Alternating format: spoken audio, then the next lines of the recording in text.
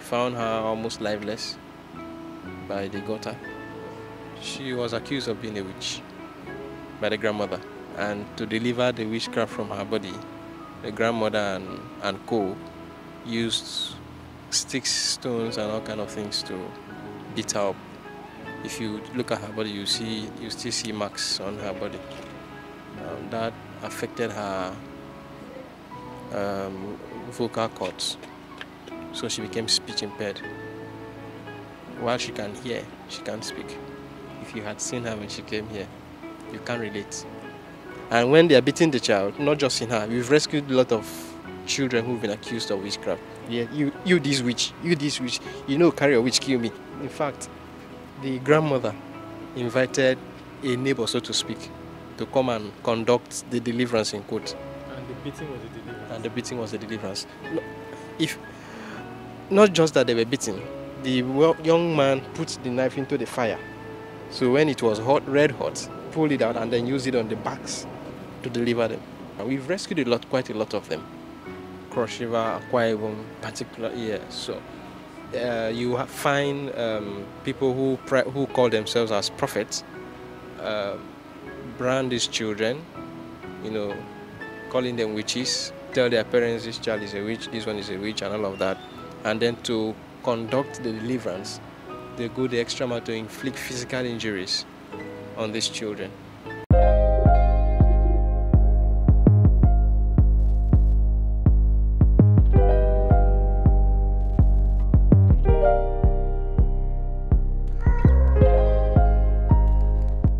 Ima is about 13. She was rescued when she was about 9 or thereabout. So she's been here for about 4 years? About so, yes. She's the longest staying child in our shelter. Yeah. Usually, our shelter is a transit bay. So it's her complication as a result of the abuse that happened to her resulted her being speech impaired. The reason why I'm speaking for her. So you said abuse made her... Her complication, her issue. Made her speech impaired? Yes. What actually happened? Why? She was accused of being a witch by the grandmother.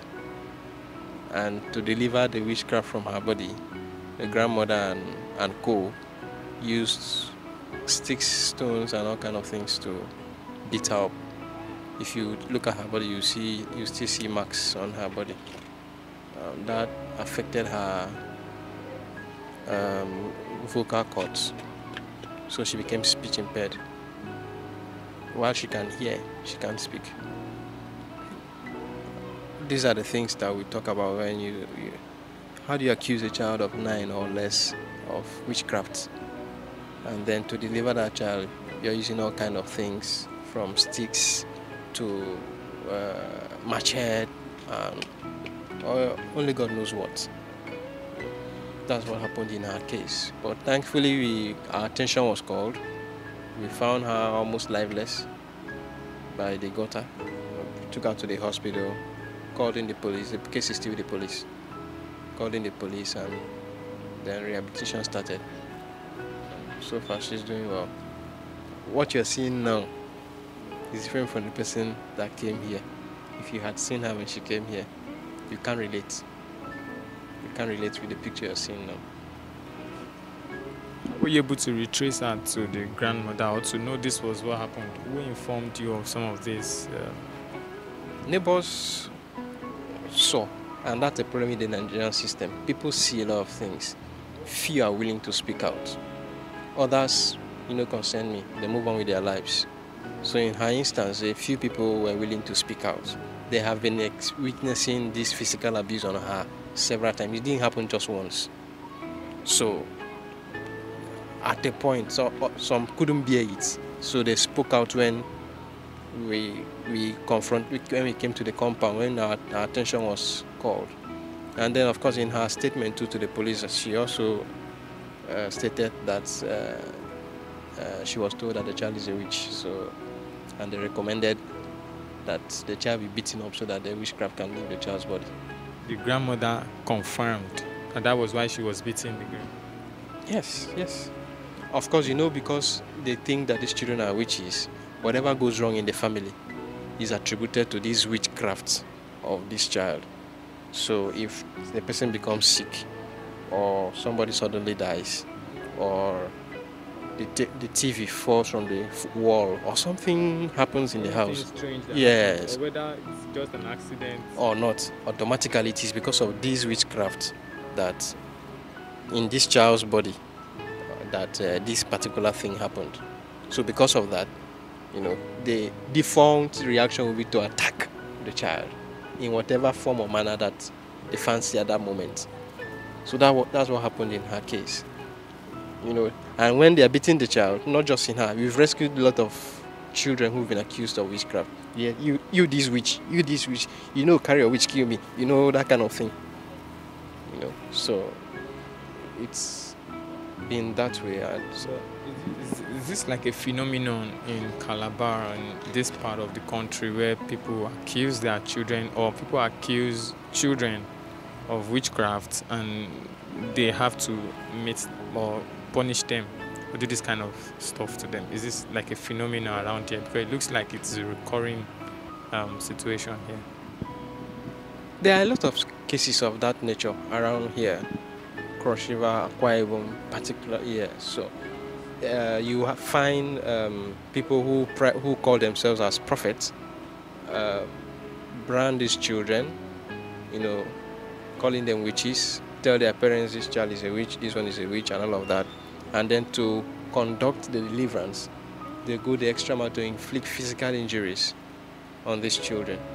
I've been involved in cases of 3 children who were brutally beaten up on their backs, the youngest being 3 years old, with a cutlass. A 3-year-old girl? Yes. Beaten up. In fact, the grandmother invited a neighbor, so to speak, to come and conduct the deliverance in court. And the beating was the deliverance? And the beating was the deliverance. No, not just that they were beaten, the young man put the knife into the fire. So when it was red hot, pulled it out and then used it on the backs of the children to deliver them. So we find those cases, several of them around this area. And often, it is either the prophets who are administering this physical abuse, or back at home, the parents are reacting to whatever information they've been given. So the child does any small or slightest thing, they beat the child. Your witchcraft will go kill me. You this witch, all those kind of things. And then some even stigmatize the child by letting other people around the neighborhood know. So the child is not free to play with other children around. Or a neighbor might say, you that witch, carry a witch, sit on one side. So you find a lot of them around. We've rescued quite a lot of them. And we are, excuse me, the campaign is still on to sensitize people that we need to understand that it is a crime to call anybody a witch in Nigeria. I mean, the laws are there. And once if somebody is convicted, they can do it up to 14 years or thereabouts for calling somebody a witch.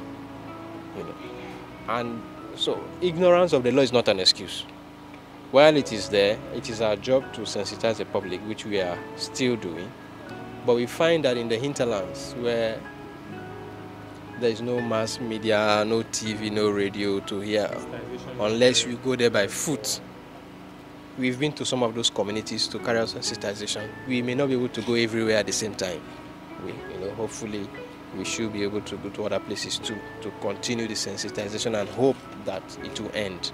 Right. In Ime's case, what are her peculiarities now? Is she able to do anything? I mean, can she talk? Can she write?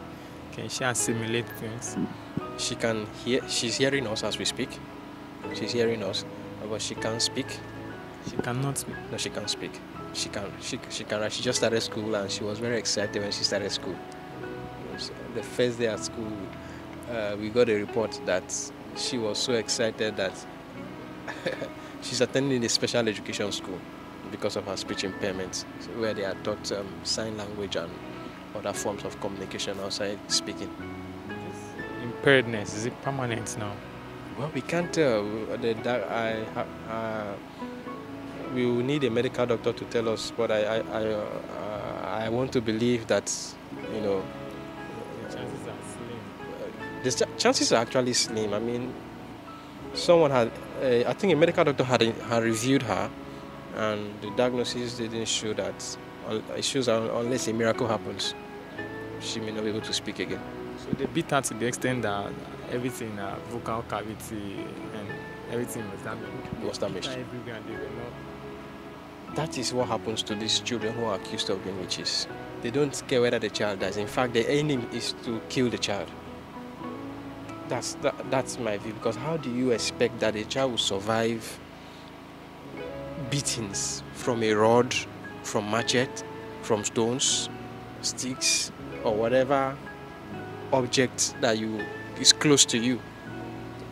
That's meditated murder. I mean, premeditated. How do they call themselves? Yes. No, you plan to kill the child. So, in that instance, anything can happen. Just this morning, we read the story of a boy who is I think, 7-year-old boy or thereabout, who died as a result of flogging by the teacher. The teacher flogged him, and he died. The story is already making the rounds around the country on social media. You never can tell what can happen to a child. As small as a knock can end the life of a child. And that is what we keep telling people, that physical abuse is a no-no. The law is against it. Children do not deserve the kind of physical punishment and abuse that is meted on them by their caregivers or guardians or teachers.